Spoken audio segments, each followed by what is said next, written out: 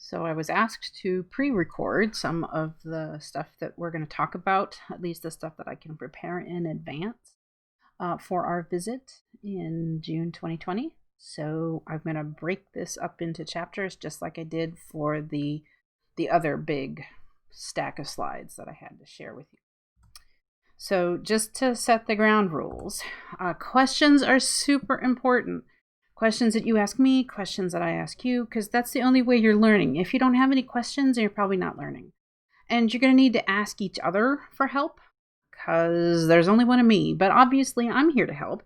And I just want to highlight that, especially during these work weeks, teachers learn just as much as the students do. The teachers may have a stronger background, say, in the physics, but the students tend to have a stronger background in the computers. So everyone's going to be learning. Everyone's going to bring different stuff to the table, different strengths to the table. And you're going to need to work together because we're all in this together. If I or anybody else doesn't know that you don't get it, we can't help you. So you have to ask questions, especially if you don't understand what's going on. It's totally fine to say as an answer to your question, I don't know. But let's try and figure it out together rather than just simply, I don't know, I'm just going to give up. I don't know, but it seems like it should be related to this thing we talked about earlier. Or I don't know, but I do know that we have this information that maybe is important. And I have no poker face to speak of. So if you ask a question that it feels to me like I've answered before, it may very well be that I hold my head in my hands. But that's my issue. That's not yours. If you need to ask a question 10 times, then ask a question 10 times until you get an answer that makes sense to you.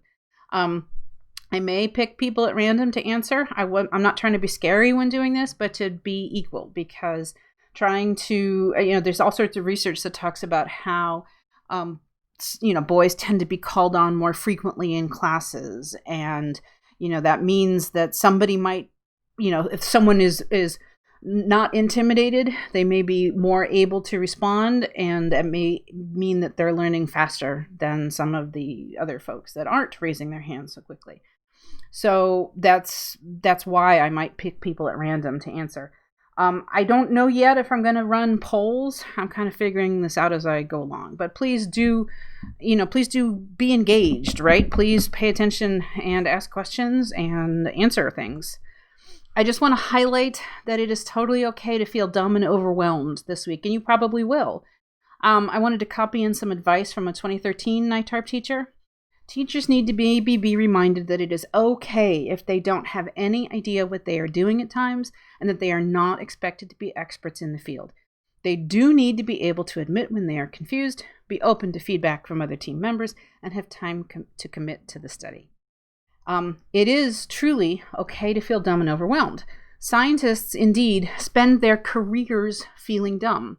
We're trying to figure out how things work, and we fail all the time. This is not something that is rare. This happens on pretty much a daily basis. Feeling dumb is literally part of our job description. And moreover, I work at Caltech, right? I'm not a big fish in a small pond. I know this. And I am used to this. I don't mean to imply that I'm a teeny tiny fish. I'm holding my own, but I know that I am not a big fish in a small pond. You may be a big fish in your pond, but you're probably most likely not a big fish in the Caltech pond. So this may take some adjustment. I just want to highlight again that feeling dumb is part of our job description. I am totally serious with this. It is truly part of our job description. This is how scientists approach their work, is feeling dumb. Richard Feynman won a Nobel Prize and said, "I was born not knowing and have only a little time to change that here and there." This is someone who won a Nobel Prize in physics. Feeling dumb is part of the job here.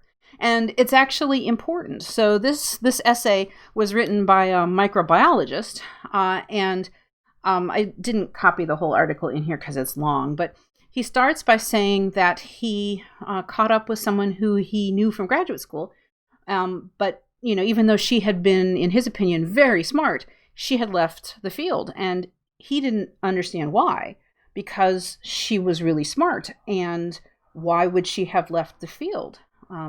And his conversation with her revealed that she didn't like feeling stupid. Science makes you feel stupid.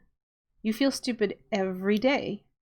So the highlighted portion there says, science makes me feel stupid too. It's just that I've gotten used to it. So it's a legitimate feeling to feel stupid, and it is legitimate to not like it. Plenty of people drop out of grad school because they don't like feeling stupid. And if you decide this week that you really don't like this, that's going to tell you something about what your future career plans should be. But you're in it now, so you might as well wallow in it because you're here now. So we are all here to help each other understand. We are all in this together. Make us slow down until you get it. We will reach across the gulf to you as often as you need it, but you need to reach back. I can't continue to try to haul you across the water if you're not at least giving me a hand. So you've got to help us know when you're stuck, and you've got to help explain something if someone else is stuck. So even without a global pandemic throwing a wrench in things, NITARP really truly can be overwhelming. So again, that's literally why we're here, why we're trying to do this together this week, is because we're here to ask questions. If you could do this totally by yourself, you would, but you're not. I'm here, and let's ask questions because we're all in this together. But the disadvantage, one of many disadvantages about being online, is that I'm not in the same room with you. So I can't see your body language. I can't see your face if you're panicking. I can't tell if you're crawling under desks or sobbing. You have to make some noise of some sort. You have to either unmute and talk, or type something in the chat window, or send an email in order to get your questions across. So especially since I'm not in the same room with you, you're going to have to be aggressive about asking questions. Just to highlight again, feeling stupid is a part of life, and you may be frustrated this week because you're going to try to do the same task again and again and again, and it's not going to work. Well, I guarantee you that I have failed many times. I don't think I have ever reduced data or done photometry just once, ever. That's just the way it works, right? Because we're dealing with the forefront of knowledge, and so you're going to fail.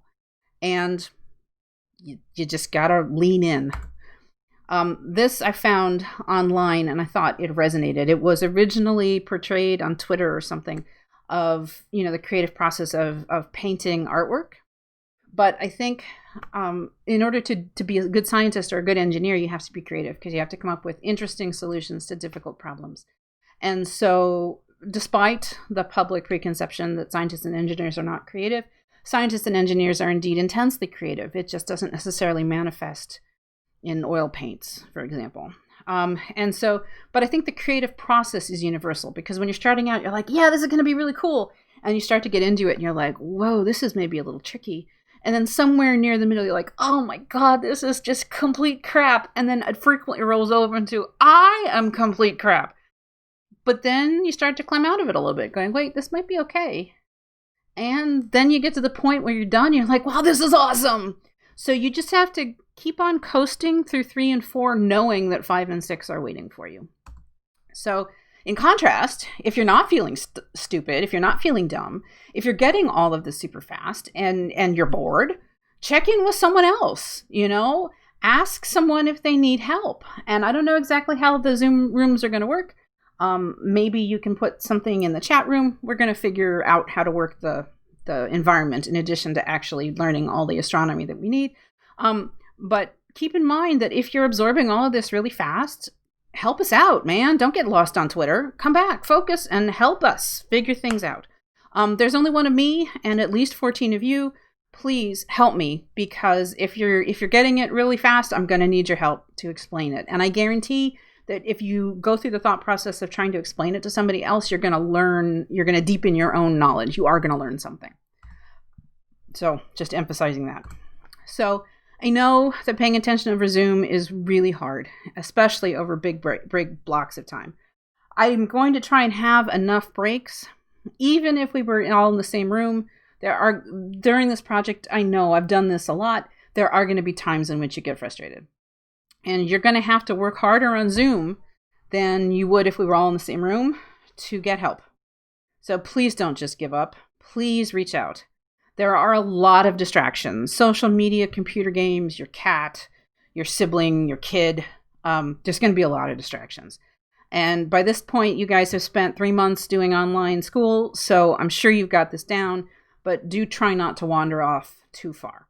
But here's another important aside. What we are working on this week is stuff that no one else has done before. And so there was definitely someone in a previous year who was so excited that he managed to make an SED that he took a screen snapshot and tweeted it. But the coordinates of the source that he was working on was in what he tweeted. Did anyone steal that information? No. Could someone have stolen that information? Yeah. So if you're going to post something on social media, please don't do it during our work time. But please, don't post unambiguous results, right? Don't put the coordinate with your STD if you're going to post it on social media. There is a button in the Zoom participants window where you can vote for a break. I'm not sure if that's going to be the best thing to use or not. We'll see. Okay, so when we're doing this live, I will ask you, what are you doing, to think about what you're doing in this project and why you're doing it. And if you can, list some of the data sets we're using. And so I'll give you some time to do that, and then I'll randomly assign you a partner and see if you can refine the answer. So this was my answer. So we're exploring young stars and candidate young stars in IC417. There are 2 big pushes to this: the nebula stream candidate YSOs, and I think we're going to have about 300 of those, and the literature identified YSOs, which consists of things that people have actually published, but also the 2015 NITARP team's list of young stars. And there are additional samples that we will do if we have time, but those are the 2 big ones. We have lots of data. The literature provided us a wide variety of catalogs that have source lists and bands. There's catalogs that are of the whole sky, or a large chunk of them that we're using as well. So we've got data not just from the literature, where they're publishing catalogs specifically on Stock 8, for example, but also Gaia, Pan-STARRS, IFAS, UKIDS, 2MASS, Spitzer, WISE, and it turns out that for the WISE data, there are 4 possible catalogs we can use. I'm going to talk more about that in a little while. We have Akari data, MSX data, and Herschel data for at least some of the sources in our set. There are nearly 40 possible bands of photometry that we have in our catalog. So there's a lot of data here. The 2015 team's YSOs were selected from the literature available at the time, which we dubbed known YSOs, and then they used a WISE color selection. And remember from the talks before that it's color selection is iterative, right? And you're doing it on several different color spaces. And this team used Xavier Koenig's method. The more recent literature, or the catalogs that have been released, are mostly optical, but no one has used the Akari, the MSX, or the Herschel data that are just sitting out there. Admittedly, there's not very many detections in those bands either. There are lots of detections at the shorter bands. So there are 30,000 IRAC or Pan-STARRS sources in the region that we care about, but only a couple of dozen at Akari, MSX, or Herschel. So part of that is because the detectors are so very differently sensitive. The Herschel detectors just aren't as sensitive as the optical detectors. But it's also true that if you imagine the shape of a dust-free stellar SED, the SED is falling in between the optical and the infrared. And so it's just the nature of the beast that the stars are going to be about as bright as they're going to get in the optical. And so you don't expect a lot of background stars in these long wavelengths because the star emission is falling off. So it's not surprising that there are so many fewer sources at the longest wavelengths. The new YSO candidates that we find in the nebula stream may not have many short wavelength detections. It may be that they're mostly detected at K and I, but not U and G, for example, or IRAC 1 and IRAC 2, but not J. So that may be the nature of the beast. I don't know yet. So why are we doing it? We're trying ultimately to assemble a complete inventory of the young stars in IC417. We're going to find some new ones, and there may be ramifications for the mass distribution, the total mass distribution of the stars in this cluster. There may be ramifications for the ages of the stars in this cluster, but also the story of star formation. Where in this region did stars start forming? So we'll take a break here because it's the boundary between chapters.